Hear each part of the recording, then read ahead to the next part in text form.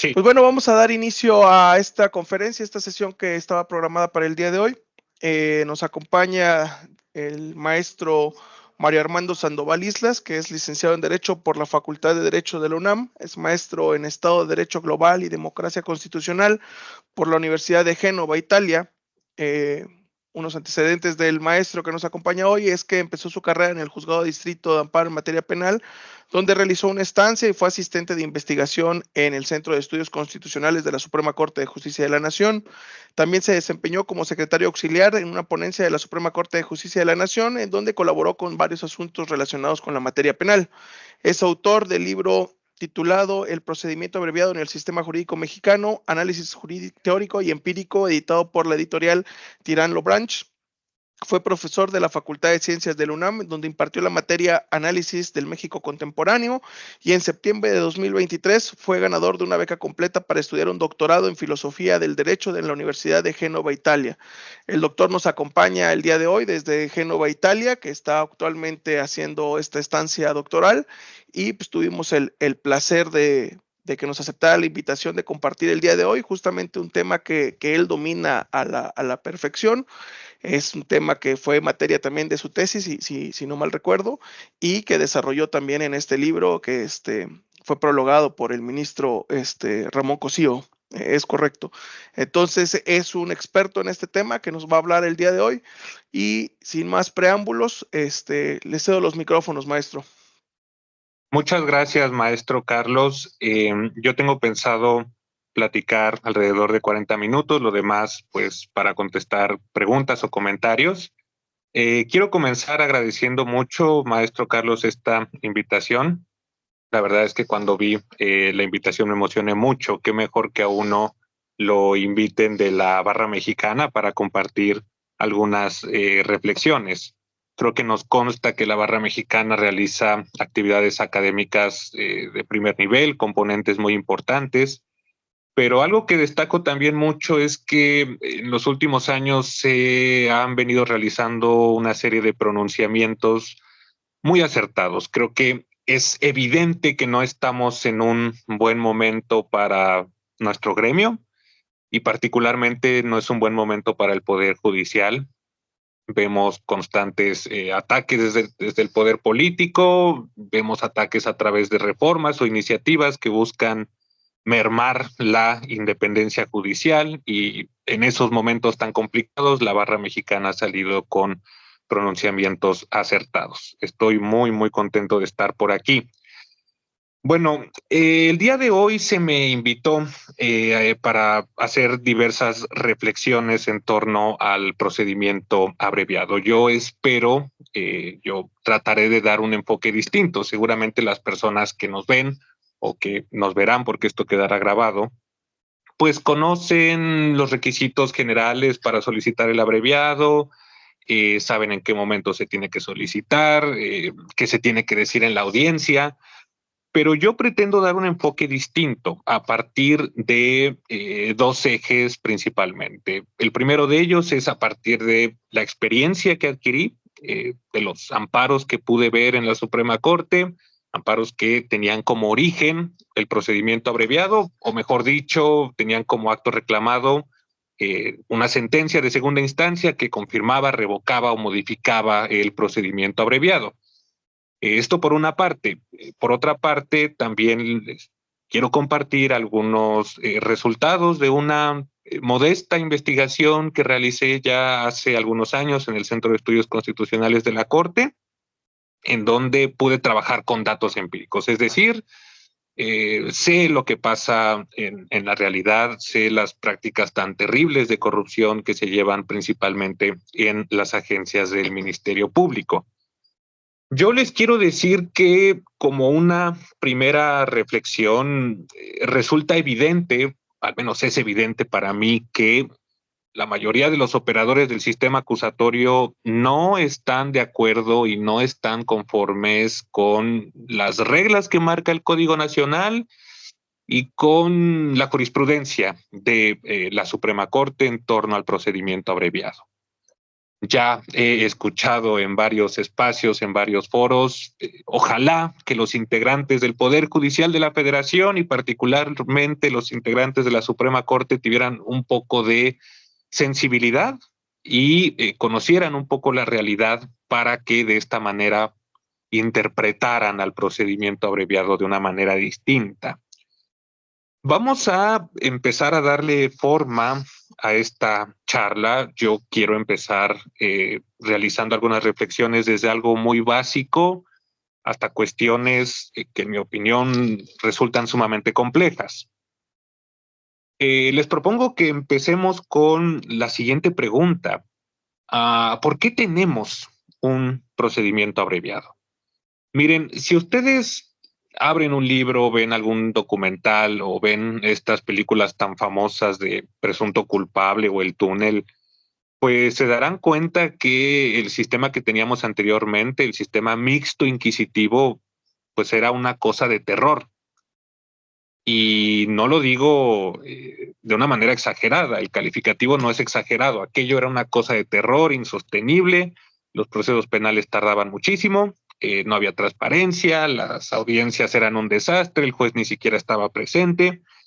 Y bueno, el Estado mexicano decide transitar o cambiar a un sistema de justicia penal acusatorio y oral, con audiencias públicas, con juicios orales, con transparencia. Además, los procesos penales se supone ya no tienen que ser tan tardados. Pero lo más importante es lo siguiente, para efectos de esta plática. Las y los creadores, tanto del Código Nacional como de la Reforma Constitucional de 2008, sabían perfectamente que ningún sistema acusatorio puede llevar todos los procesos penales hasta juicio oral.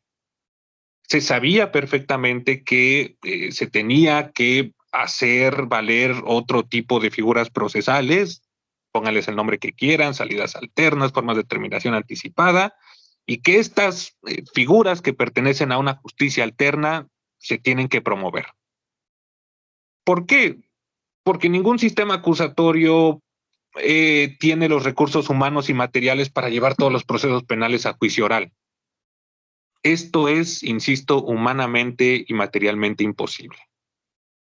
De manera que el Código Nacional se regularon criterios de oportunidad, acuerdos reparatorios, suspensión condicional del proceso y procedimiento abreviado.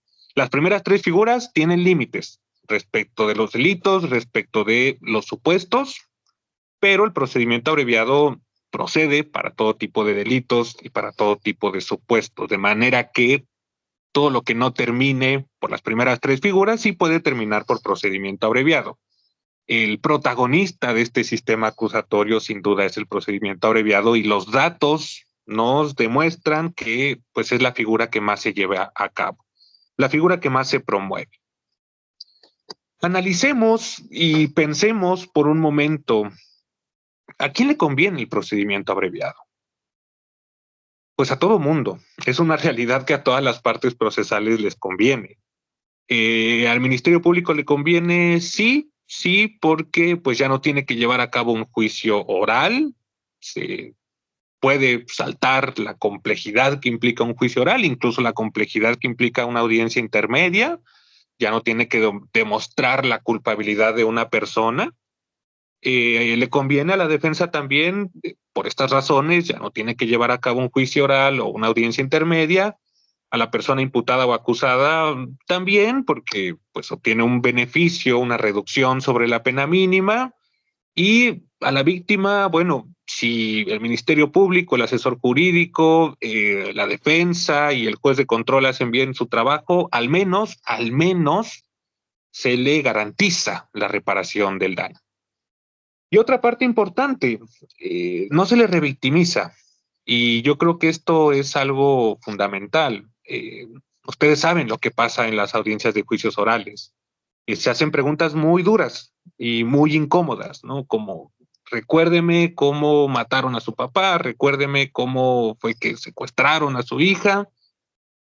Todo eso pasa en los juicios orales y no pasa o pasa en menor medida en los procedimientos abreviados.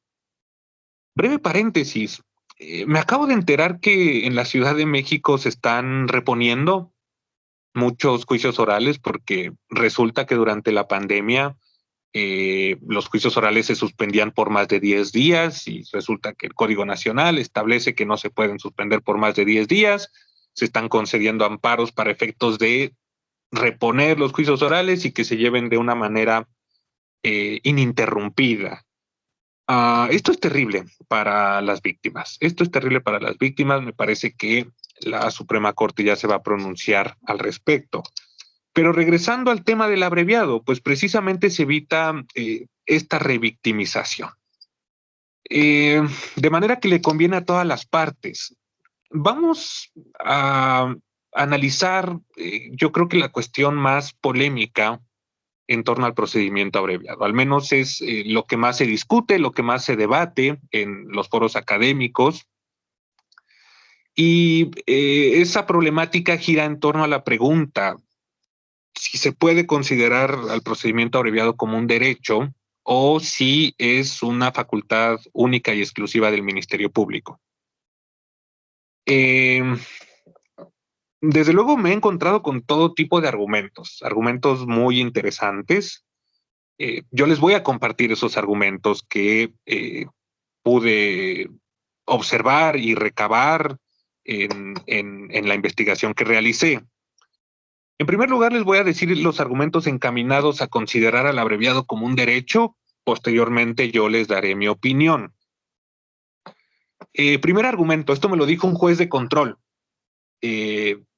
Pongamos atención a esta reflexión. La Constitución regula el abreviado en el artículo 20, apartado A, fracción 7, y está regulado como un principio del proceso penal. El abreviado es un principio. Y quiero decirles que esto a los constitucionalistas y a los procesalistas les sorprende demasiado. ¿Por qué? Porque si nosotros vemos los principios del proceso penal, por ejemplo, presunción de inocencia, o los principios que están contenidos en el 20 constitucional como concentración, contradicción, pues uno reflexiona y dice, sí, de acuerdo, son principios, tienen un grado de generalidad, son directrices que se tienen que aplicar a todo el procedimiento penal. Desde luego que es fácil también entender a los derechos humanos como principios, pero un procedimiento abreviado, considerarlo como un principio. Ustedes recordarán sus clases de teoría del derecho, en donde los teóricos generalmente hacen una distinción entre reglas y principios y se dice que los principios tienen un grado de generalidad y una dimensión de peso que las reglas no tienen. Es decir, los principios pesan más que las reglas. Por eso decía, los derechos humanos es fácil entenderlos como principios, son cuestiones que se tienen que optimizar. Pero un procedimiento abreviado, es decir, un procedimiento jurisdiccional, ¿cómo lo interpretamos como un principio? Y un juez de control me dijo, bueno, pues si es un principio, yo le digo a los ministerios públicos, promuévelo. Procura llevar a cabo procedimientos abreviados durante el procedimiento penal. Otro argumento, que este ya es propiamente considerar al abreviado como un derecho, consiste en lo siguiente. También partamos del artículo 20, fracción inciso A, fracción 7 de la Constitución, se establece claramente siempre y cuando no exista oposición del inculpado. Y otro juez de control pone mucho énfasis en esta parte. La Constitución señala oposición del inculpado. Incluso hace la siguiente reflexión. Allí no se establece oposición del Ministerio Público. Por lo tanto, si la persona imputada quiere llevar a cabo el abreviado, pues adelante. Y esto lo complementa con el siguiente argumento. En el Código Nacional, en el artículo 131, fracción 18, se establece la obligación del Ministerio Público de promover el procedimiento abreviado. Se establece que es una obligación del Ministerio Público promover formas de terminación anticipada. Entonces, es obligación del Ministerio Público promover al abreviado. Y el razonamiento es el siguiente, mucha atención. Este juez de control decía en una audiencia, si es una obligación del Ministerio Público promoverlo, eso corresponde a un derecho en favor de la persona imputada o acusada de acceder al procedimiento abreviado. Recordarán sus clases de introducción al estudio del derecho con el libro de García Maínez, que nos dice a toda obligación de una autoridad corresponde un derecho en favor del particular. Entonces, se hacía este razonamiento, de hecho, en mi libro está citada una audiencia, en donde el juez de control decía, no es de que quieras Ministerio Público, es tu obligación, y como es tu obligación, eso corresponde a un derecho en favor de la persona imputada o acusada, y por lo tanto yo te obligo a que cumplas con esta obligación. Y te doy 3 días para que solicites el abreviado. Incluso si no lo solicitas, te voy a multar. Esto lo encontré en una audiencia. Desde luego, si estos argumentos pues les sirven y los quieren hacer valer en las audiencias, pues adelante. Yo cuando escribí el libro me propuse a interpretar al procedimiento abreviado desde un enfoque constitucional, es decir, tratar de no meter o introducir cuestiones, digamos, morales. Miren, yo he llegado a la conclusión, esto por supuesto es debatible, pero yo he llegado a la conclusión de que el abreviado no puede ser considerado un derecho. Y hay muchos datos, yo diría que hay mucha evidencia para defender este argumento. De hecho, es mucho más fácil defender este argumento. También regreso a la Constitución, se establece, sí, se podrá llevar el procedimiento abreviado, pero también la Constitución refiere bajo las modalidades que indique la ley secundaria. Y la ley secundaria, es decir, el Código Nacional, faculta única y exclusivamente al Ministerio Público. La redacción es, el Ministerio Público podrá solicitar el procedimiento abreviado. Esto, desde luego, realizando una interpretación literal. Pero además, a ver, la intención del legislador, si nosotros vemos la exposición de motivos, si nosotros vemos los dictámenes que culminaron en la creación del Código Nacional, pues establece claramente. Es facultad exclusiva del Ministerio Público, es una herramienta de política criminal y me parece que, si bien no en la exposición de motivos, pero sí en los dictámenes, se establece claramente. El abreviado no es un derecho de la persona imputada o acusada. Otro argumento que me parece que es el más complicado de contradecir es el siguiente. Amigas y amigos, ¿a quién corresponde el ejercicio de la acción penal? De acuerdo con la Constitución, es al Ministerio Público. Y cuando solicita un procedimiento abreviado, cuando formula una acusación y solicita la imposición de penas, está ejerciendo acción penal. Entonces, ¿cómo vamos a interpretar este argumento? Es decir, ¿le vamos a dar la facultad de ejercer acción penal a la defensa o cuando la defensa quiera o cuando el juez de control quiera que el Ministerio Público ejerza acción penal? Imaginemos el siguiente escenario. A ver, ustedes como defensores están en una audiencia y le dicen al juez de control, su señoría, el Ministerio Público no quiere solicitar el abreviado. Y el juez de control le dice al Ministerio Público, señor Ministerio Público, yo lo invito a que piense, a que reflexione, que le conviene a todo mundo, por favor solicite el abreviado. ¿Eso rompe con un esquema constitucional? No, yo creo que eso no rompe con un esquema constitucional. El problema viene cuando los jueces de control obligan a los ministerios públicos a terminar por abreviado. Yo creo que eso no se sostiene desde un enfoque constitucional. El argumento de la política criminal me parece que se ha venido desvalorizando de una manera peculiar, pero yo creo que es un argumento muy fuerte y los ministerios públicos, en mi opinión, sí tienen el deber de aplicar una política criminal. A ver, de entrada, sabemos que en todas las sociedades, que en todos los países, ninguna fiscalía tiene la capacidad de investigar todos los delitos que se cometen en una sociedad. Eso es imposible, humana y materialmente es imposible. De manera que tiene que seleccionar, tiene que priorizar. Es decir, una fiscalía puede decir, mi prioridad van a ser los delitos electorales o el robo de hidrocarburos o los robos, y se pone atención en ese tipo de delitos.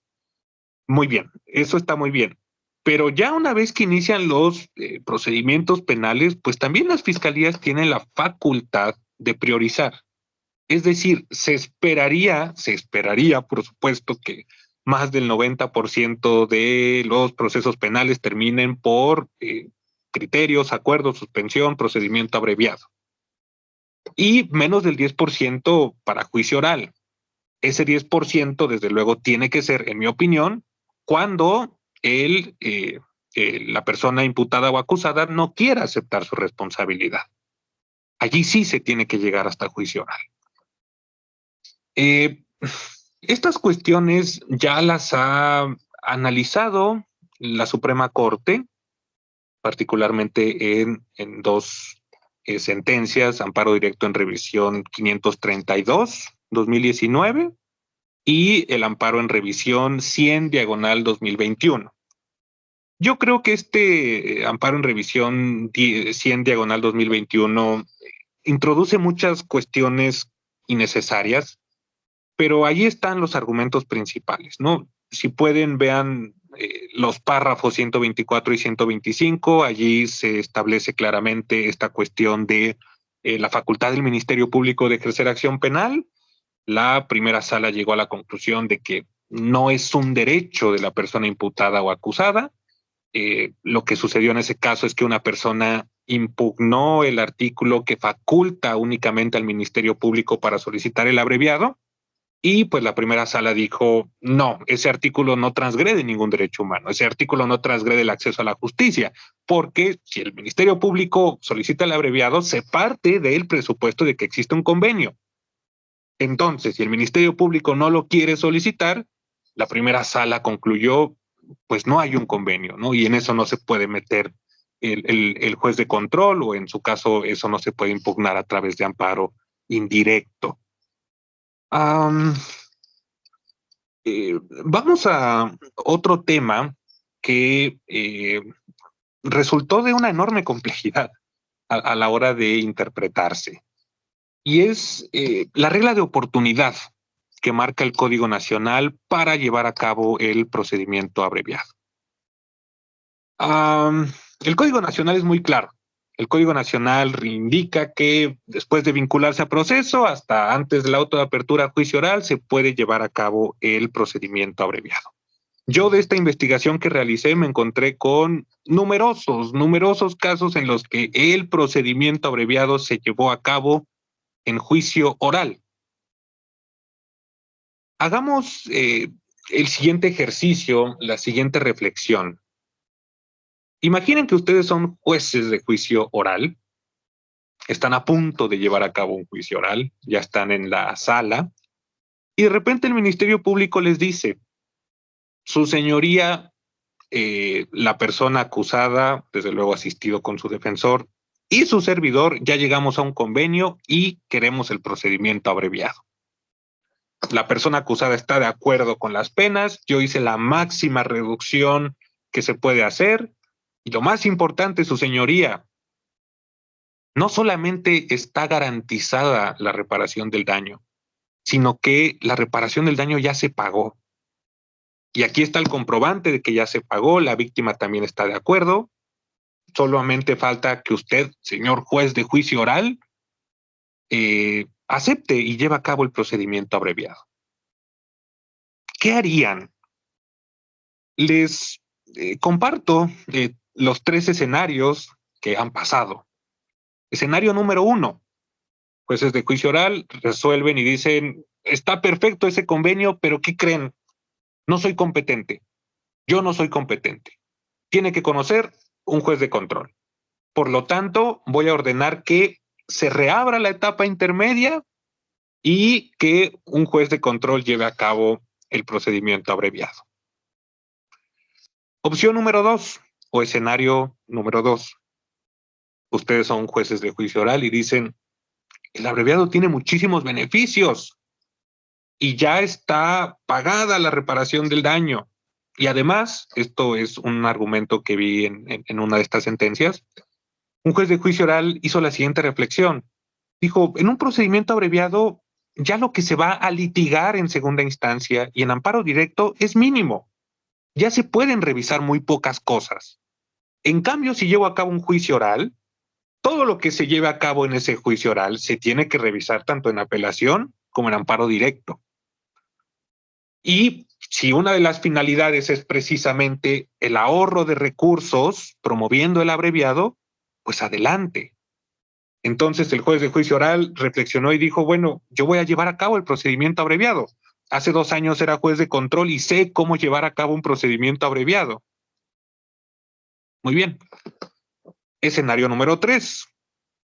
Juez de juicio oral resuelve la regla de oportunidad, ya pasó, y por lo tanto yo obligo al Ministerio Público y a la defensa que lleven a cabo el juicio oral.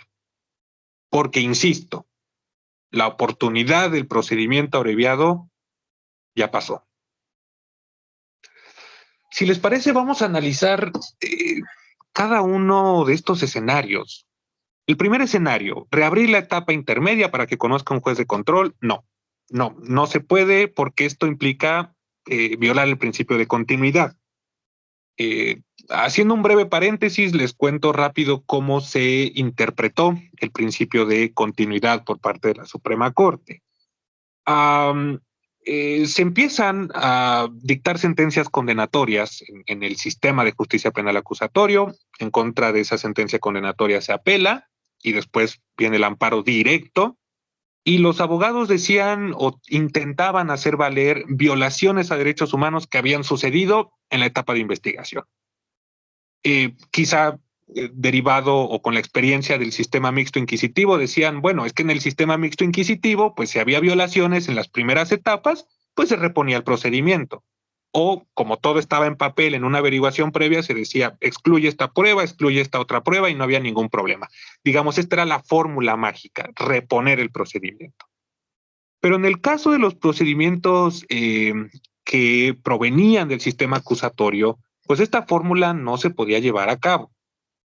Es decir, la primera sala reflexionó y dijo, no podemos estar reabriendo etapas que ya fueron superadas. Si las personas no impugnaron en la etapa de investigación o en la etapa intermedia, ni modo. Pero en esto precisamente consiste el principio de continuidad, en que una vez superada una etapa ya no se puede reabrir. Es decir, el sistema, el procedimiento se va llevando a cabo de una manera sucesiva y secuencial. En esto consiste el principio de continuidad y por esta razón es que no se puede abrir otra vez la etapa intermedia para que se lleve a cabo un procedimiento abreviado. Segundo escenario, un juez de juicio oral sí lleva a cabo el procedimiento abreviado en la audiencia de juicio oral. Yo les quiero decir que las sentencias que encontré respecto de este escenario son sentencias muy bien argumentadas, muy bien argumentadas. Les quiero compartir las reflexiones que se hicieron. Miren, para inaplicar una regla procesal, para poder realizar un control difuso e inaplicar una regla procesal, el juez de juicio oral necesariamente tiene que argumentar por qué esa regla procesal es inconstitucional. O dicho de otra manera, tiene que argumentar por qué esa regla transgrede derechos humanos. Y un juez de juicio oral hizo la siguiente reflexión. Sí, esa regla de oportunidad sí transgrede derechos humanos. ¿Por qué? Porque está limitando llevar a cabo el abreviado hasta antes del auto de apertura a juicio. Pero nada impide que ese procedimiento abreviado se pueda llevar a cabo en el juicio oral antes de que empiece formalmente el debate. Y este juez refirió, yo de la exposición de motivos no encuentro una razón por la que el legislador haya establecido ese momento fatal, ese momento de hasta antes del auto de apertura a juicio oral. Por lo tanto, realizó control difuso, inaplicó esa regla procesal y llevó a cabo el procedimiento abreviado.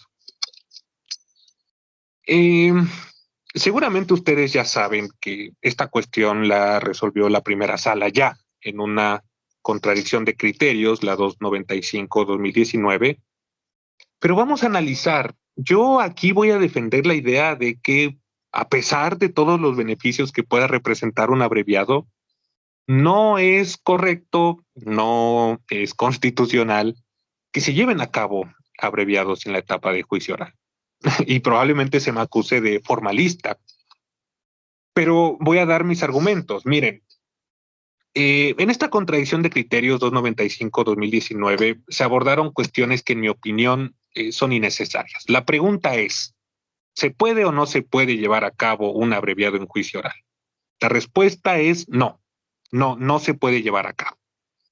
¿Por qué?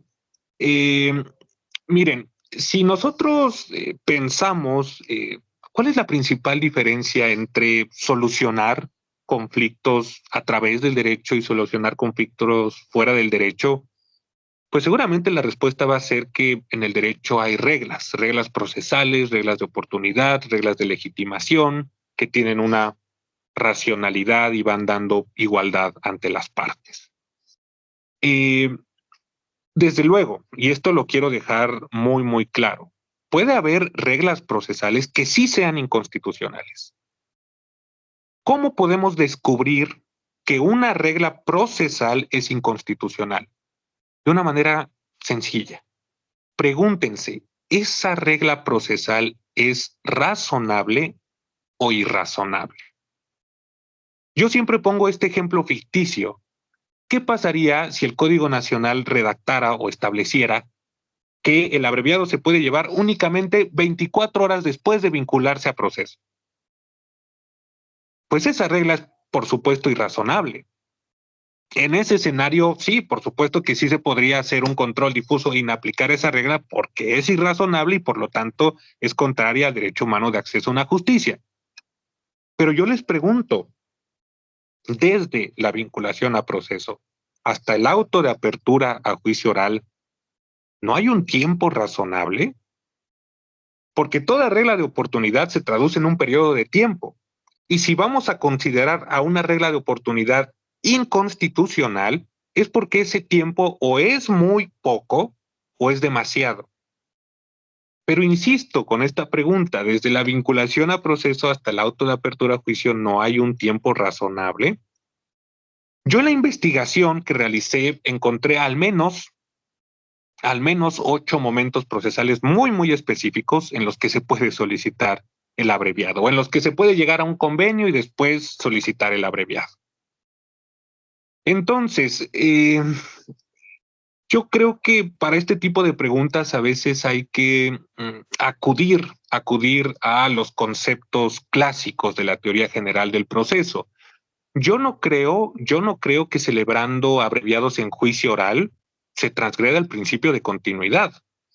No se está regresando a una etapa, no se está interrumpiendo el desarrollo del procedimiento penal. ¿Qué dicen los clásicos de la teoría general del proceso? Bueno, que hay una figura que se llama preclusión y precluyen los derechos de un particular cuando no hace valer sus pretensiones en el momento procesal oportuno y precluyen las facultades de una autoridad cuando no hace valer sus pretensiones en el momento procesal oportuno. Si el Ministerio Público solicita el abreviado en juicio oral, ha precluido su facultad de solicitarlo y por lo tanto no se puede llevar a cabo. Y una última reflexión respecto de este tema. Constantemente se dice, bueno, sí, la regla general es que pues se lleve a cabo antes del auto de apertura a juicio, pero puede haber excepciones. El problema es que si compramos este argumento de las excepciones, ya no hay una igualdad. Y yo les propongo que reflexionemos. tratemos de encontrar cuál es la razón por la que se estableció como límite el auto de apertura a juicio oral para llevar a cabo el abreviado. No solamente el abreviado, todas las figuras que pertenecen a la justicia alterna. ¿Cuál es la razón, amigas, amigos? Pues yo creo que esa razón es la siguiente. Si estas figuras que pertenecen a la justicia alterna, una de sus finalidades principales es el ahorro de recursos humanos y materiales, no tiene ya ningún sentido que se llegue hasta juicio oral y el Estado conceda un procedimiento abreviado. Permítanme reformularlo. Es decir, si un procedimiento penal ya llegó hasta la etapa de juicio oral, el Estado ya gastó casi todo lo que se puede gastar en ese procedimiento penal. Ya se destinó una sala de juicio oral para que se lleve a cabo un juicio oral, pero ya también se dejó de destinar esa sala para que no se lleve a cabo otro juicio oral. Y ya se citaron a todas las partes, a ministerios públicos, al defensor, el juez ya está listo, se supondría que el Ministerio Público está listo para llevar a cabo un juicio oral, y lo mismo con la defensa, los actuarios ya notificaron a peritos y a testigos. A ver, el Estado también tiene que ganar si va a dar una reducción sobre la pena mínima. De manera que, pues estas son mis razones para que no se lleve a cabo un procedimiento abreviado en juicio oral. Vamos con un último tema, ya para ir cerrando. Este tema es el referente a la duración de las penas en el procedimiento abreviado. Si ustedes piensan en la figura de un juez penal, yo creo que de las primeras cosas que pues, se les viene a la mente o se nos viene a la mente es que un juez penal tiene la facultad de determinar la culpabilidad de una persona y de imponerle una sanción. No, esto está muy claro. En el artículo 21 de la Constitución, la imposición, modificación y duración de las penas son propias y exclusivas de la autoridad judicial. Es decir, es una facultad exclusiva de la autoridad judicial. Pero en el procedimiento abreviado no pasa eso. Al menos la redacción del Código Nacional es clara en decir o en establecer el juez de control no puede imponer una pena distinta o de mayor alcance a la que haya solicitado el Ministerio Público. Y se defiende mucho el argumento de que el procedimiento abreviado es una negociación de la pena. De hecho, muchas veces se le define de esta manera. El abreviado es una negociación de la pena. Yo tengo serias dudas respecto de esta definición. ¿Por qué? Yo en el Código Nacional no advierto en ninguna parte que se redacte o que se establezca una negociación, pero sobre todo en la realidad lo que pasa es que la defensa solicita un procedimiento abreviado, el Ministerio Público responda sí, sí lo voy a solicitar, pero esta pena voy a pedirle al juez que te imponga. El Ministerio Público es el que gradúa y decide la pena en la mayoría de los casos. ¿No les parece que allí puede haber una invasión de competencias muy clara?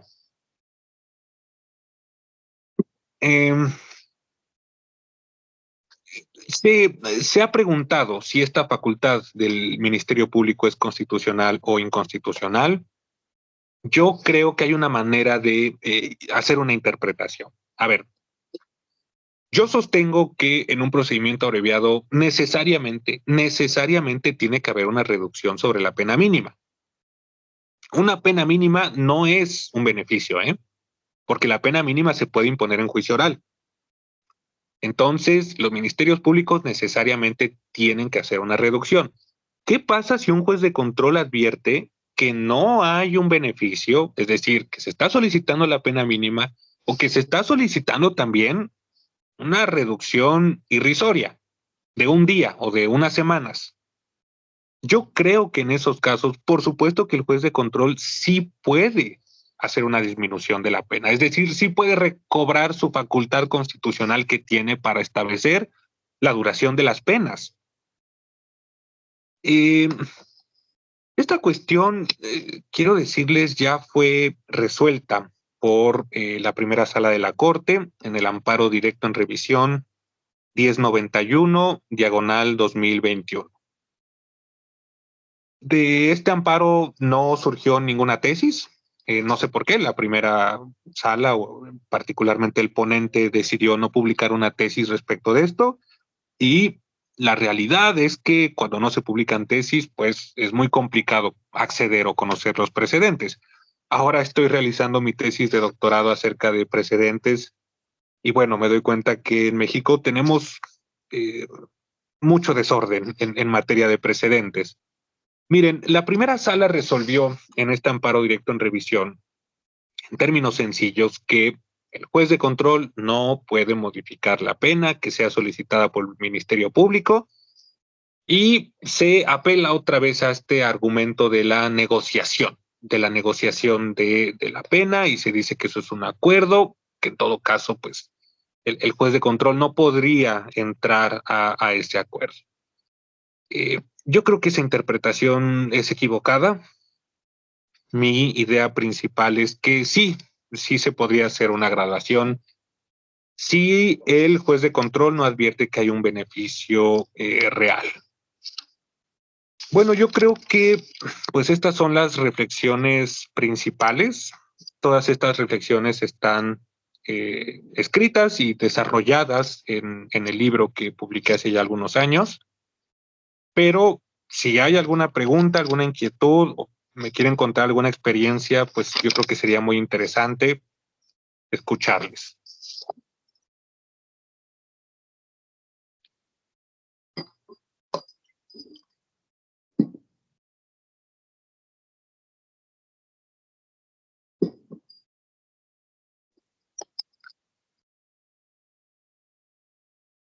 Tengo deshabilitado el micrófono de todos. Sí, voy a habilitarles el micrófono a todos por si alguien quiere por hacer allí algún vi una comentario. chat, ¿verdad? Oh, y esa pregunta es bien interesante. La pregunta familia M, Munibe Tapia. A ver, yo agradezco esa pregunta y enseguida vamos con la segunda. ¿Se puede o no se puede aplicar el procedimiento abreviado en el sistema de justicia penal para adolescentes? Es una muy buena pregunta. Quiero decirles que antes de que se creara la Ley Nacional de Justicia Penal para Adolescentes, en los primeros, digamos, las primeras iniciativas o los primeros borradores de esa ley nacional sí contemplaban al procedimiento abreviado. De hecho, contemplaban exactamente las mismas figuras que regula el Código Nacional. Ya en la versión final, en la ley nacional, ya no se contempló el procedimiento abreviado. Yo recuerdo haber estudiado muy bien todo este proceso legislativo, tratando de encontrar la razón por la que se había decidido quitar el abreviado en la Ley Nacional de Ejecución, en la Ley Nacional de Justicia para Adolescentes. No encontré nada. Pero la razón es la siguiente. Las organizaciones internacionales, diversas organizaciones internacionales pertenecientes a la ONU, han interpretado los derechos de las infancias de una manera muy importante. De hecho, pues es muy valioso el material didáctico que se tiene en este plano internacional. En una de estas recomendaciones que publicó un comité, que ahora no recuerdo el nombre, refirió precisamente que es algo, digamos, muy agresivo que un niño o una persona menor de edad acepte su responsabilidad. La comisión, digamos, invitó a los estados a que busquen otras formas de que las personas menores de edad colaboren con, digamos, aceptar su responsabilidad. La realidad es que, no me dejarán mentir, sí se llevan a cabo los procedimientos abreviados en el sistema de justicia penal para adolescentes. Precisamente con una modulación, ¿no? He visto que los jueces de control no les piden a las personas menores de edad que acepten su responsabilidad. precisamente de estas recomendaciones internacionales. Es decir, llevan a cabo el procedimiento abreviado tal y como está regulado en el Código Nacional, pero se saltan esta parte, no le piden que acepte su responsabilidad. Además, otro argumento que se utiliza, los jueces que llevan a cabo abreviados para adolescentes indican que la ley nacional establece como un código supletorio el Código Nacional. Es decir, en la ley nacional está dentro de las posibilidades de aplicar supletoriamente el Código Nacional de Procedimientos Penales. Y esta es la razón que se utiliza. Yo creo que esa argumentación es equivocada. Yo estoy de acuerdo que se lleven a cabo abreviados para sistema de justicia penal para adolescentes, pero no a través de esta vía supletoria. Porque si ustedes ven la jurisprudencia de la primera sala, también se darán cuenta que para aplicar supletoriamente una ley procesal se requieren diversos requisitos. Uno de esos requisitos es que pues se constate que el legislador sí quería o al menos no quería regular, en este caso, el procedimiento abreviado para adolescentes. Nos vamos a dar cuenta que, en efecto, el legislador, la intención no era regular el abreviado para adolescentes. Pero yo creo que partiendo de una interpretación de responsabilidad de las personas adolescentes, no desde un, digamos, enfoque paternalista del Estado, yo creo que sin duda se puede llevar a cabo el procedimiento abreviado para adolescentes.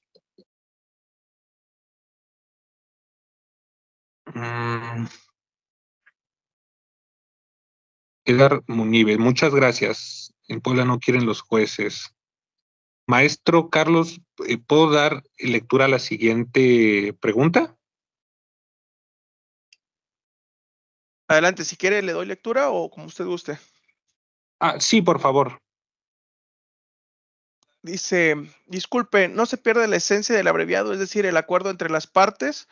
Y luego la misma persona comenta, previamente el fiscal como representante social determinó que dicha pena es la suficiente para sancionar la conducta del imputado o acusado en su caso y que solo así autorizó dicha terminación anticipada del proceso. Yo creo que va a lo que comentaba de la facultad que agarra el juez cuando ve que no cumple, ¿no?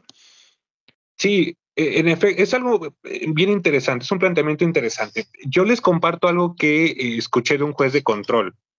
Este juez de control refería dentro de los requisitos para que yo autorice el procedimiento abreviado, digamos, de los requisitos de procedencia, no se establece en el Código Nacional que la persona acusada esté de acuerdo con las penas que vaya a solicitar el Ministerio Público. Desde luego que ya para emitir la sentencia condenatoria, pues tiene que estar de acuerdo con las penas que se le va a imponer. Pero aquí yo realmente no creo que se trate de una negociación, al menos en la mayoría de los casos. Si el Ministerio Público, su razonamiento es, pues a través de esta pena mínima o a través de esta pequeña reducción, es que se logran los objetivos de la política criminal, eso está muy bien.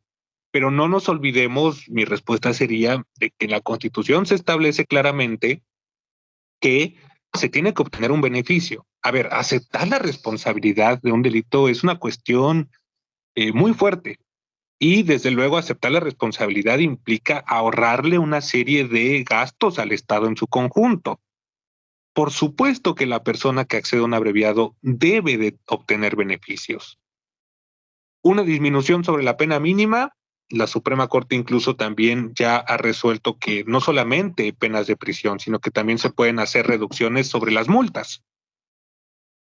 Entonces, esa sería mi respuesta. El juez de control podría tener un papel más protagónico, más activo en casos en donde no advierta que hay una reducción significativa y real.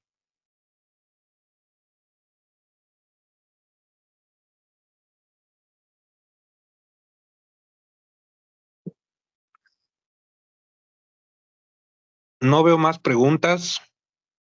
Si me permite, maestro, me hacen una pregunta acá de los que están viendo la transmisión vía Twitter. La pregunta va en torno a que usted comentó que no se puede acceder o no está de acuerdo que se acceda al procedimiento abreviado una vez que se inició la etapa de juicio oral.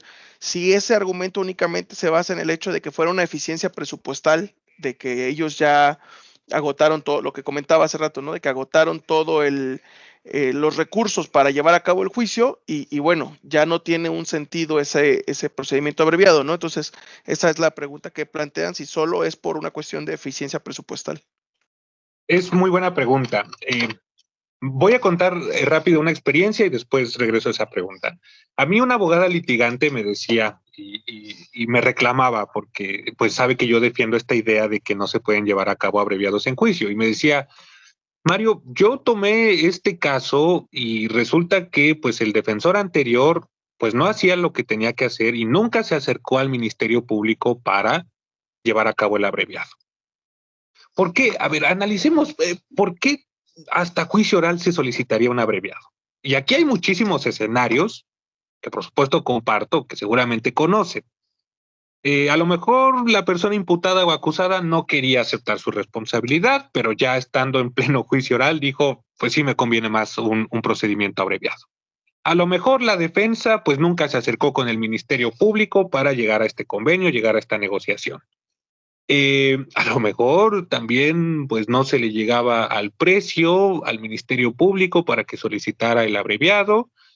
El propio fiscal pues se puede dar cuenta de que después de la audiencia intermedia se le cayeron muchos medios de prueba y por lo tanto hay muchas posibilidades de que se emita sentencia absolutoria y por lo tanto finalmente accede al procedimiento abreviado. Y esto con la complicidad de los jueces de juicio oral que pues están enfrente de un ministerio público que les pide un abreviado y dicen, pues por supuesto que mejor llevo a cabo un procedimiento abreviado, lo puedo llevar en 15 minutos, le llevan abreviados en 15 minutos y los juicios orales pueden durar meses.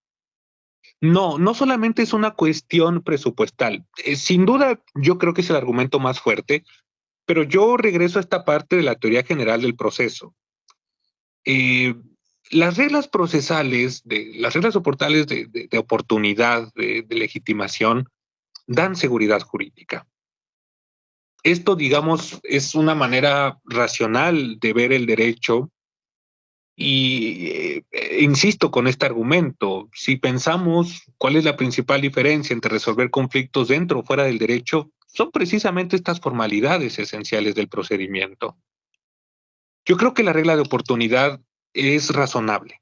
Entonces, si nosotros argumentamos y decimos, pues puede haber excepciones para llevar a cabo abreviados en juicio oral, se va a saturar más el juicio oral, se van a estar transgrediendo reglas procesales y bueno, creo que ya están bastante saturados en general, pues las entidades con los poderes judiciales. Ya me he enterado que se están programando juicios orales para dentro de un año.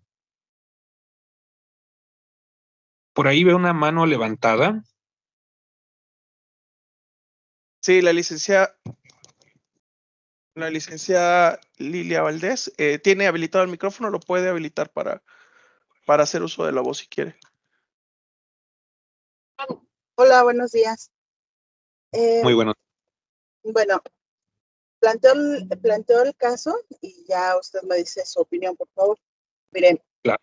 tengo un asunto que es por 4 delitos: contra la salud, portación de arma de fuego, del uso exclusivo y cartuchos del uso exclusivo. De los cartuchos respecto del uso exclusivo, hay unos que están en el inciso A y otros en el inciso C.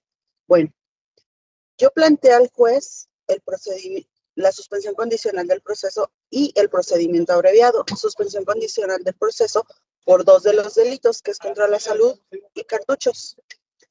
Y respecto de los otros 2 delitos, que es portación del uso exclusivo y posesión de cartuchos, procedimiento abreviado. El juez me dijo que no.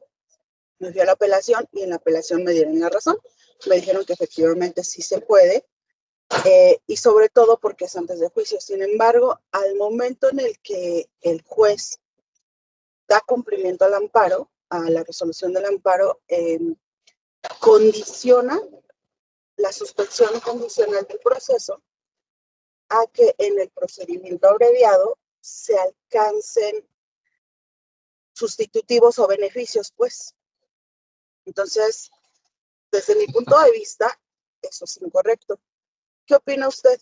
¿El procedimiento abreviado debe de quedar supeditado a la suspensión condicional o la suspensión condicional supeditada al procedimiento abreviado? Desde mi punto de vista, eso es muy poco garante y además está irrespetando la naturaleza del nuevo sistema de impartición de justicia, que es la obtención de un verdadero beneficio a cambio de aceptar la responsabilidad penal, pues en la comisión del delito. A ver, no solamente está incorrecto este razonamiento del juez, sino que por lo que veo también transgrede la jurisprudencia de la primera sala.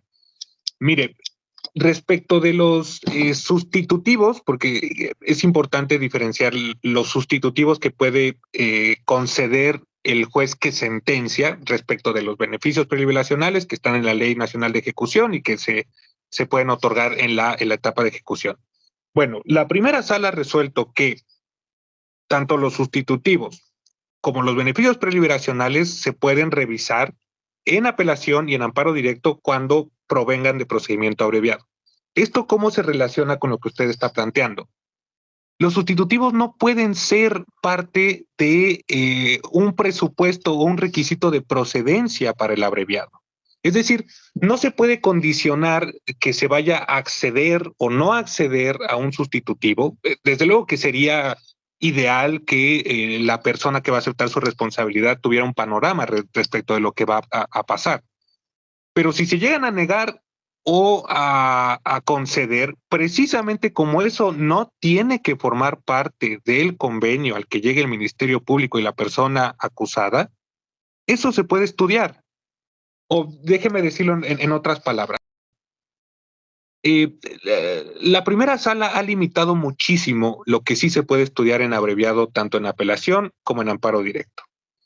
En una fórmula sencilla diría, todo lo que no se acepte en el abreviado es lo que sí se puede estudiar. Si ya se aceptó la responsabilidad y la imposición de las penas, eso ya no se puede estudiar. Pero en el tema de sustitutivos, pues precisamente se puede estudiar porque no forma parte del convenio que realiza la Fiscalía y la persona defensora. Me imagino que el razonamiento del juez va encaminado a que para la suspensión condicional, digamos, una consecuencia de otorgar la suspensión condicional va a ser ciertos beneficios que la persona va a obtener en libertad. Pero no lo veo, no veo un argumento razonable. Yo creo que en todo caso todas esas medidas que marca el Código Nacional respecto de la suspensión condicional del proceso, pues también se pueden llevar a cabo en el sistema de ejecución o en el sistema penitenciario ya propiamente dicho, ¿no?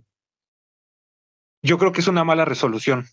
Yo creo que no veo ningún sentido supeditar una forma de terminación anticipada con la suspensión condicional del proceso.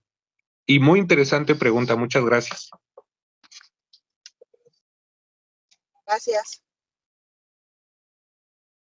Si me permite, maestro, otra pregunta acá que nos hacen.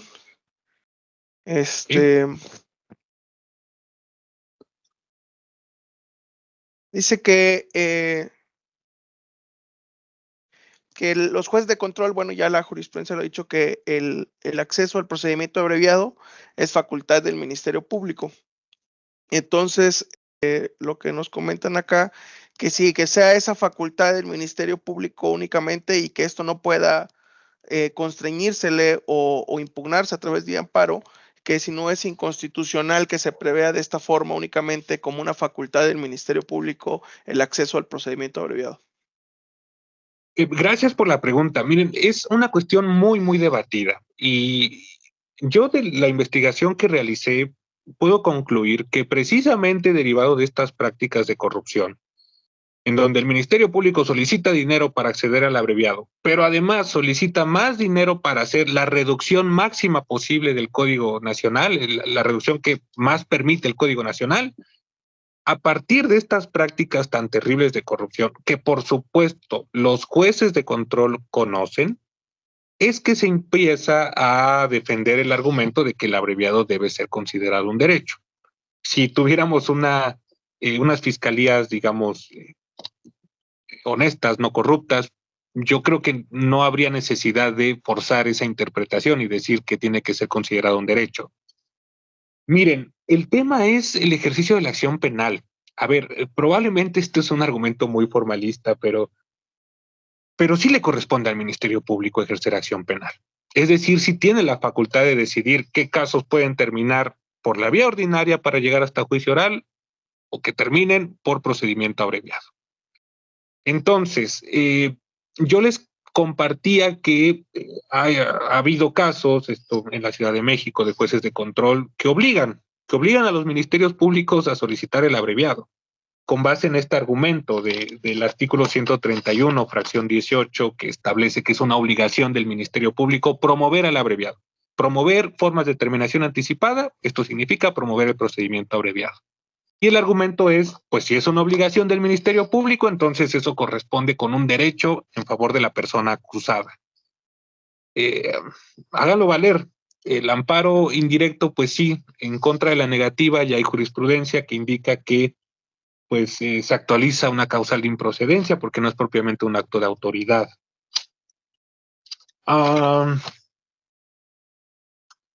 Veo complicado el escenario, lo veo muy complicado y desde mi punto de vista no veo que la primera sala en un futuro próximo vaya a modificar ese precedente. Está, digamos, la interpretación muy clara dentro de la Suprema Corte respecto de que pues es una facultad exclusiva del Ministerio Público, se analiza la exposición de motivos, se analizan los dictámenes que culminaron en el Código Nacional, se analiza, por supuesto, el ejercicio de la acción penal. Esa es mi reflexión.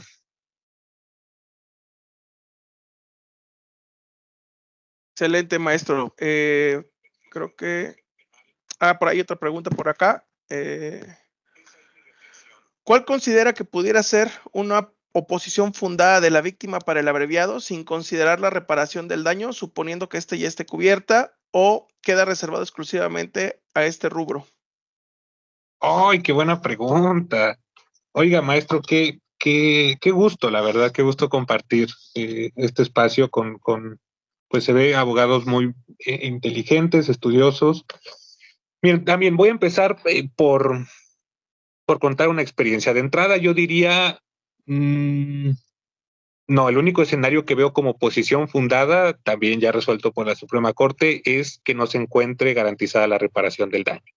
Llegó un asunto a la Suprema Corte respecto de una persona que había sido agredida y había perdido un dedo completo, se le tuvo que amputar. Y como reparación del daño se le querían dar, creo que 40,000 pesos, ¿no? 40,000 pesos por un dedo amputado. Esta persona, junto con su asesor jurídico, ante el juez de control le dijeron, no estamos de acuerdo con estos 40,000 pesos. El juez de control dice, bueno, es que si no está de acuerdo, entonces yo no puedo seguir. Muy mal trabajo. Pues, se hizo este razonamiento muy confuso, en el sentido de que es que si usted no está de acuerdo, entonces pues no va a obtener esa reparación. Entonces, a final de cuentas, la víctima dice, bueno, está bien. Una vez que se manifiesta en una audiencia que no se está de acuerdo con la reparación del daño, mucha atención. Eso creo que les sirve mucho a los litigantes. Eso abre la puerta para que en apelación y en amparo directo se pueda reclamar que no se garantizó la reparación del daño. Ustedes digan de una manera clara, contundente en la audiencia, no estamos de acuerdo con esa reparación del daño. Si el juez de control aún así decide llevar a cabo el abreviado y condenar, esa sola manifestación les abre la posibilidad para litigarlo después. La Corte resolvió esta cuestión. ¿Qué significa que no se encuentre una oposición fundada únicamente descansa sobre el rubro de reparación del daño?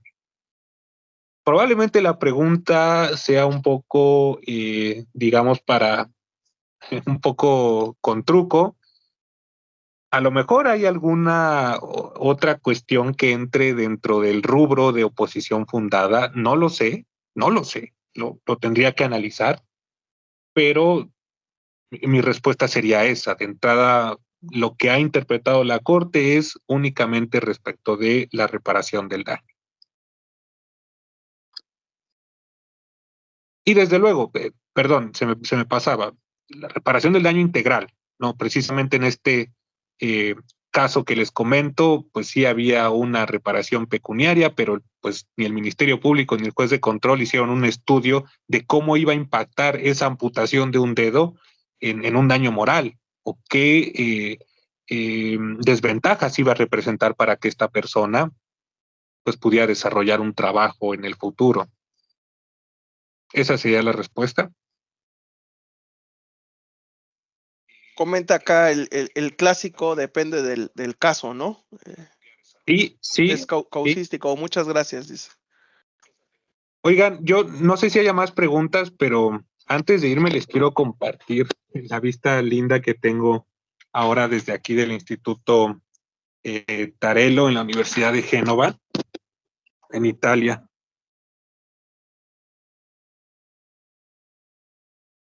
Fenomenal.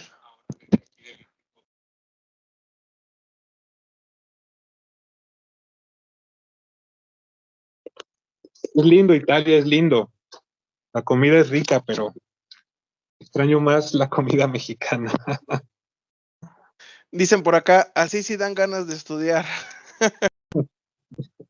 Vemos por ahí una mano levantada, por favor, adelante.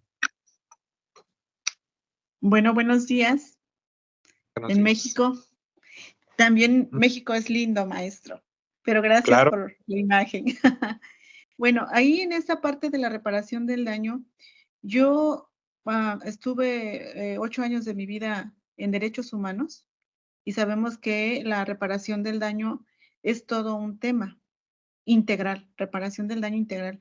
Pero maestro, nuestros jueces de control, ¿cómo le hacen ahí para decir, oye, si está completa o no está completa?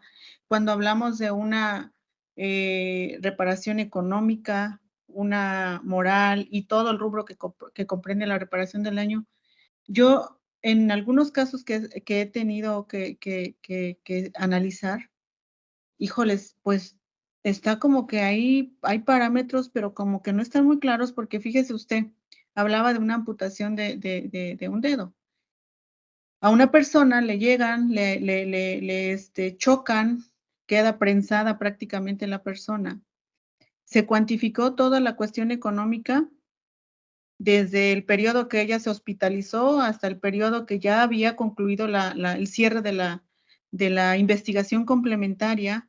Evidentemente ahí ella pues seguramente tuvo secuelas porque la prensó un carro y otro en la parte inferior de su cuerpo.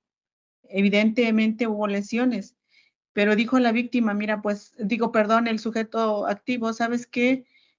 Ya hubo un peritaje, ya determinamos que de esa fecha hasta el cierre de la investigación complementaria fueron alrededor de 1 millón y fracción, pero ¿sabes qué? Tú, juez, yo no estoy de acuerdo, porque todavía no está garantizado los otros rubros, y además yo voy a tener secuelas de esto y del otro. O sea, ¿cuándo diríamos hay una reparación integral y el juez de control estaría en la posibilidad, el juez podría decir, ya hasta aquí concluye y esto es lo que puede comprender una reparación del daño en ese tipo de delitos? No sé, me queda mucha zozobra porque pues si el sujeto activo ya hizo un gasto considerable, pero todavía no, y entonces los otros rubros, ¿cómo podrían estar garantizados para decir es correcta esa reparación del daño, maestro? No, es una pregunta bien interesante y muy complicada. Yo le puedo decir... Muy compleja, de verdad, yo no puedo decir, analizamos amparo, ¿no? Estamos en un juzgado de distrito, decir, ¿está bien el juez?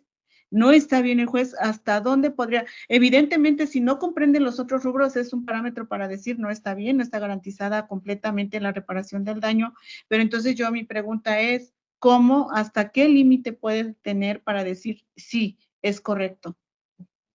No, es muy interesante y es algo complicado. Mire, en primer lugar, yo le diría, usted tiene que empezar, digamos, el estudio, yo le recomiendo es sentencias de la Corte Interamericana. A ver, desde luego allí se condena al Estado en su conjunto, no es un equivalente a una responsabilidad penal, pero los rubros, digamos, más novedosos y más importantes que se han desarrollado en reparación integral del daño, los ha desarrollado la Corte Interamericana en muchas sentencias. De hecho, todos esos parámetros que creó la Corte Interamericana fueron copiados por la Ley General de Víctimas. Es También correcto. la Ley General de Víctimas establece por ahí 5 criterios para una reparación integral, si no mal recuerdo.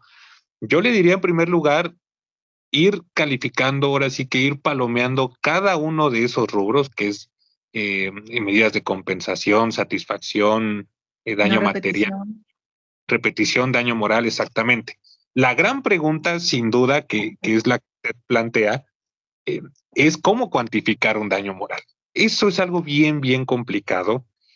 En los casos que yo pude ver en la corte, desde luego que resulta más sencillo para las autoridades judiciales tratar de cuantificar de una manera pues más o menos exacta. Sabemos que de una manera exacta es imposible en los casos, pero con pruebas, con datos de prueba, con medios de prueba en donde se hagan peritajes. También tengo conocimiento de que pues hay pocas personas especializadas en este tipo de peritajes, ¿no? ¿Cómo determinar que una persona que lamentablemente ya tiene una discapacidad, cómo vamos a determinar que eso le va a afectar en su futuro, en su trabajo, en su familia? ¿Y cómo lo vamos a cuantificar? La Interamericana ya lo ha hecho. La Interamericana sí lo ha hecho respecto de personas con discapacidad, respecto de padres que fallecieron y por lo tanto sus hijos y sus hijas ya no iban a poder tener, digamos, una vida de calidad. Todo eso se tiene que cuantificar, sí, yo diría, dependiendo de las estrategias, de las pruebas que, pues en su caso, hagan valer las partes. Pero si el juzgador no tiene a la mano todas estas herramientas o una manera sencilla de cuantificar, ahí viene la pregunta. Yo le digo, le confieso, en la Suprema Corte era muy complicado y la verdad no se tenían parámetros claros. Se tienen parámetros un poco abstractos, ¿no? De estas sentencias de la Suprema Corte. Pues sí, tiene que haber medidas de compensación, tiene que haber daño moral, tiene que haber una restitución de la dignidad de la persona. Allí hay un tema que explorar y yo diría incluso un tema que innovar.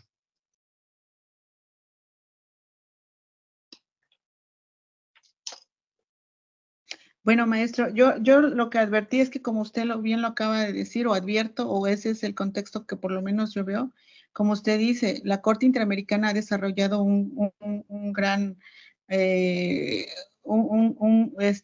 digamos que ha consolidado ese tema directamente. Sin embargo, pues aquí si la Suprema Corte estamos como que todavía no visionados, los jueces aún tienen esa como que decir, pues es que reparación del daño implica nada más la cuestión económica. No, no es así. Entonces, como juzgadores o como defensores de la Constitución, pues le decimos, sabes que no está bien tu resolución, llégate de esto y de esto para que tú puedas determinar si está bien o no. Y ahí es un cuento de nunca acabar, ¿verdad? Porque no se establece con claridad, o por lo menos en esa parte yo es lo que noto que no tienen con claridad qué es lo que van a tomar en cuenta para decir sí existe porque la ley lo exige, la ley de víctimas. Uno de los requisitos es que se garantice la reparación integral, y así lo dice, del daño, ¿no? Entonces, ese es, dijera usted, un gran tema del cual aún estamos empezando apenas a caminar. Gracias, maestro. No, estamos de acuerdo, le agradezco mucho su pregunta.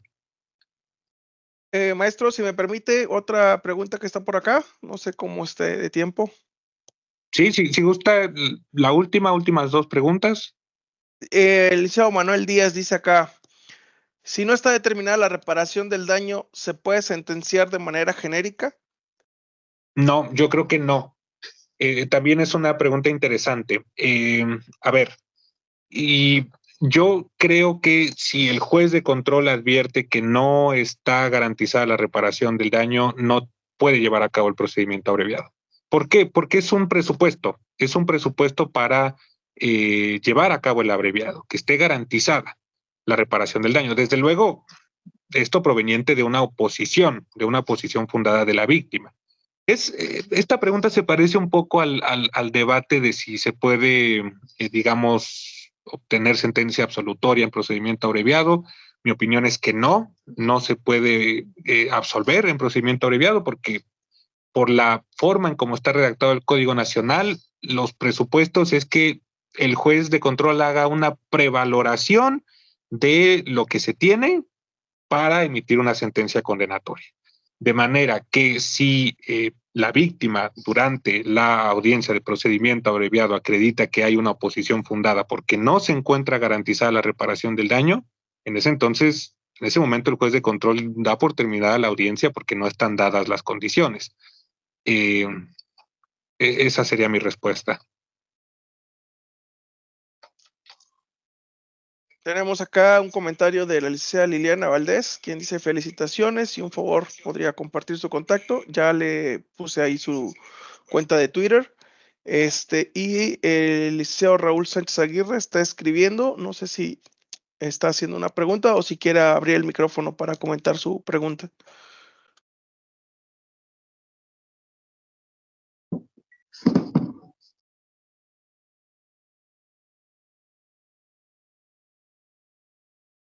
Creo que lo está escribiendo la pregunta. Sí, bueno, Ah. ¿me escuchan? Sí, adelante, por favor. Mi querido maestro, la reparación del daño cuando la tenemos cuantificada de manera pecuniaria, procede la sentencia o la resolución en el procedimiento abreviado. Pero en el caso extremo de que hubiera algún elemento que a las partes se les hubiera pasado o existiera alguna omisión, ¿podría existir algún complemento con posterioridad en la ejecución? Sin duda, sin duda, qué buena pregunta. Sí, a ver, precisamente estas fueron las grandes preguntas que empezaron a llegar a la Suprema Corte. Obviamente lo que interesa más cuando termina un procedimiento abreviado por parte de la víctima es la reparación del daño. Sí, ya se llevó la audiencia, digamos, hubo, digamos, una cuantificación general respecto de la reparación del daño, pero si surgen cuestiones posteriores, en apelación y en amparo directo se pueden hacer valer, por supuesto. Precisamente porque la reparación del daño no forma parte del convenio que haga el Ministerio Público con la persona imputada o acusada. Entonces, desde los primeros precedentes, la Corte refirió, le puso un nombre ahí medio extraño, los presupuestos jurídicos fundamentales del abreviado son cosas que sí se pueden estudiar, tanto en apelación como en amparo directo. Y desde luego también en la etapa de ejecución. A ver, ya está garantizada, ya se advierte por parte del juez de control que hay una garantía, una forma de reparar, pero pues eso desde luego que se tiene que ejecutar. Si surge una cuestión posterior, yo creo que sin ninguna duda el juez de ejecución podría, digamos, estudiar y determinar una reparación mayor.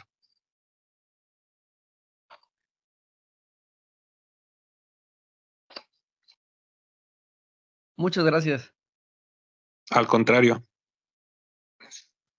Maestro, pues creo que han sido todos. También usted son 5:30 por allá, 6:30 por allá. 6:30. Ahorita voy a seguir estudiando, pero adelante, más tarde creo que hay un partido, ¿no? Que todo mundo quiere ver, la final de Real Madrid contra otro, entonces también voy a ir a verlo. Y también los dejo que se vayan a verlo.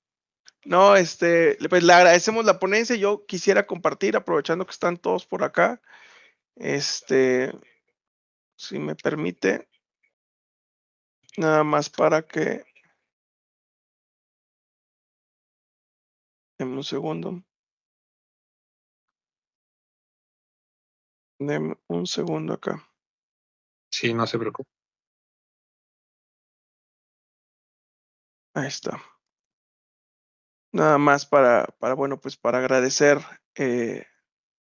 la asistencia y su ponencia. No sé si la pueden ver. Este es el reconocimiento que se extiende por parte de la Barra Mexicana de Abogados, capítulo Puebla. Sí se alcanza a ver en la pantalla. Sí, muchísimas gracias, lo No, recibo con muchísimo cariño. al maestro por la ponencia el día de hoy en la plática Procedimiento Abreviado, Desafíos en su interpretación. Y bueno, se la hago llegar digital para que bueno, la tenga, y le agradecemos mucho el que nos haya compartido el día de hoy. Hay muchos comentarios positivos de esta conferencia y pues vaya, la verdad que se nota por completo el manejo del tema, del dominio del tema de nuestro ponente, y agradecerle que se haya tomado el tiempo estando, bueno, lejos de casa y con diferentes horarios, pero pues que se haya tomado el tiempo para compartirnos el día de hoy un tema tan importante que surgió en la dinámica de esta conferencia, bastantes preguntas que fueron interesantes y que permitieron desarrollar mejor el tema después de su magnífica exposición, doctor. Si quiere comentar algo más, le dejo el micrófono. No, pues agradecerle y de verdad espero que en un futuro nos volvamos a ver. Gracias por los comentarios, gracias por las preguntas. Creo que fueron preguntas muy interesantes. Y bueno, seguimos en contacto. Si el maestro ya les pasó mi Twitter, pues por ahí podemos seguir en contacto. Les mando un fuerte abrazo hasta México. Extraño mucho México. Además, Puebla es hermoso y nos vemos pronto. Claro, maestro, cuando esté por acá, está cordialmente invitado para que, bueno, podamos estrechar ese saludo, ¿no? De manera presencial.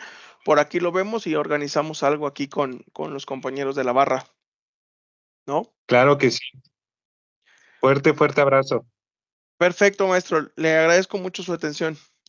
Muchísimas gracias por su participación y que tenga muy buena tarde. Gracias, adiós. Hasta Chao. luego. Hasta luego, buen día a todos. Hasta luego, muchas gracias por su asistencia. Hasta luego, muchas gracias. Querido Roberto, hasta luego. Hasta luego, buena tarde y gracias a todos. Hasta luego. Abrazo, Leticia. Carlos, excelente conferencia. Qué bueno que te pudiste conectar, mi Robert, te agradezco mucho.